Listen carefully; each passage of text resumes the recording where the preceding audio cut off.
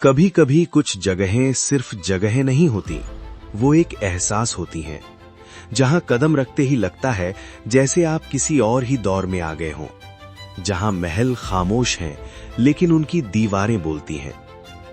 मध्य प्रदेश का एक ऐसा ही शहर है ओरछा, जहां हर कोना एक कहानी है और हर कहानी इतिहास से जुड़ी है।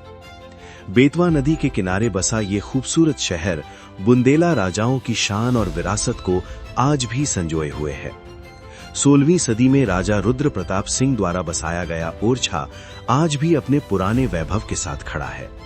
यहां आकर ऐसा लगता है जैसे समय ठहर सा गया हो।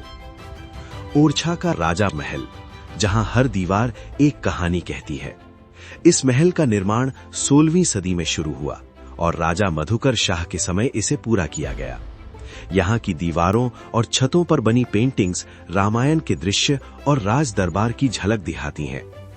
हवा और रोशनी के लिए बनाए गए खास रास्ते इस महल को उस समय की बेहतरीन वास्तुकला का उदाहरण बनाते हैं। अब चलते हैं लक्ष्मी नारायण मंदिर की ओर, जो अपनी अनोखी बनावट के लिए जाना जाता है। 1622 में बना ये मंदिर अपनी सुंदर पेंटिंग्स के लिए प्रसिद्ध है। यहाँ धार्मिक चित्रों के साथ साथ सामाजिक और युद्ध से जुड़े दृश्य भी देखने को मिलते हैं। बेतवा नदी के किनारे खड़ी ये भव्य छतरियां बुंदेला राजाओं की स्मृति में बनाई गई हैं। सूरज ढलते वक्त इनका नजारा बहुत ही आकर्षक दिखाई देता है। चतुर्भुज मंदिर, जो अपनी अनोखी वास्तुकला के लिए जाना जाता है। इसकी ऊंचाई और संरचना इसे अन्य मंदिरों से अलग बनाती है। अंदर विराजमान भगवान विष्णु का चतुर्भुज रूप इस मंदिर को और भी विशेष बनाता है। ओरछा का एक प्रमुख आकर्षण है जहांगीर महल।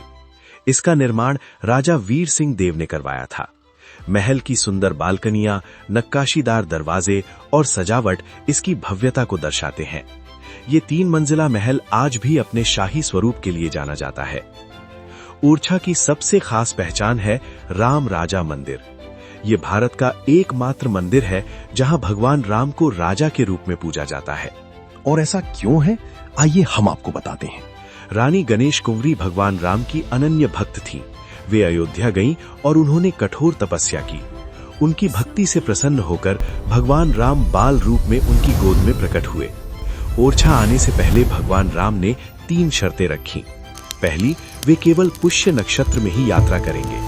दूसरी, ओरछा पहुंचने के बाद वे वहां के राजा के रूप में विराजमान रहेंगे। और तीसरी, जहां उन्हें पहली बार बैठाया जाएगा वही उनका स्थायी निवास होगा। वे उन्हें अपने महल में लेकर आईं और वही स्थान आज राम राजा मंदिर के रूप में प्रसिद्ध है। आज भी यहां भगवान राम को राजा की तरह सम्मान और सलामी दी जाती है। अगर आपको रोमांच पसंद है तो बेतवा नदी में रिवर राफ्टिंग का अनुभव जरूर लें। और ओरछा बर्ड सैंक्चुरी, जहां आपको खूबसूरत पक्षी और शांत वातावरण देखने को मिलेगा। ओरछा घूमने का सबसे अच्छा समय मानसून और सर्दियां हैं, जब यहां का मौसम सुहावना होता है। तो अगर आप इतिहास, आस्था और प्राकृतिक सुंदरता का अनुभव करना चाहते हैं तो एक बार ओरछा जरूर आइए, क्योंकि यहां इतिहास सिर्फ किताबों में नहीं, हर दीवार, हर रास्ते और हर अनुभव में महसूस होता है।